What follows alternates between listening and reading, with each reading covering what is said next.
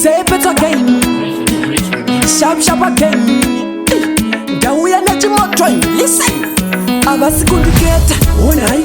Uchinda mora zvimwe zvasara wotorai. Musinganzwisise zvakawanda fonai. Marasika mudzira yangu bambokonai. Hadzi petso unogona. Vanhu vese vati nini ndinogona. Ndozviziva kuti ndinogona. Anytime soon ndichabudira kujoma. Ndiri mudenga unge jeti. Adinga vapresa unge weti. Adinga vabata unge magneti. Ukatarisisa ndavamisa unge chofe. Ndiri mudenga unge jeti. Adinga vapresa unge weti.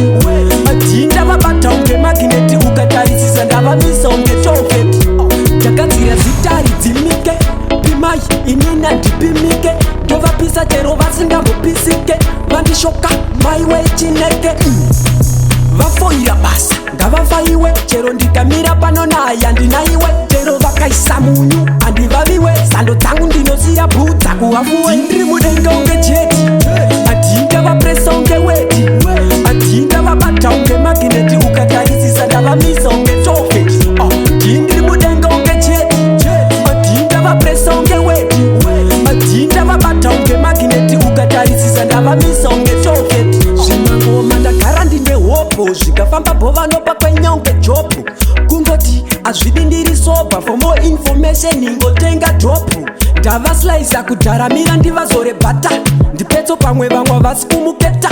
Vamwe vavo futi chasara kufeta. Ndibate pikeusi ndingaite meta. Ndiri mudenga unge jeti. Adinga vapresa unge weti.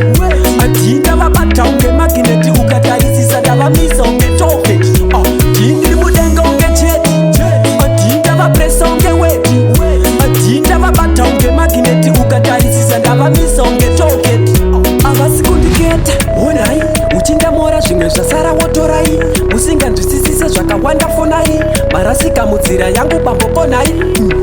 Hadzi petso unogona. Vanhu vese vati nini ndinogona.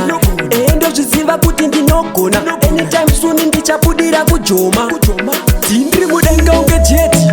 Adinga vapresa unge weti. Adinga vabata unge magneti. Ukatarisisa ndavamisa unge chofe. Ndiri mudenga unge jeti.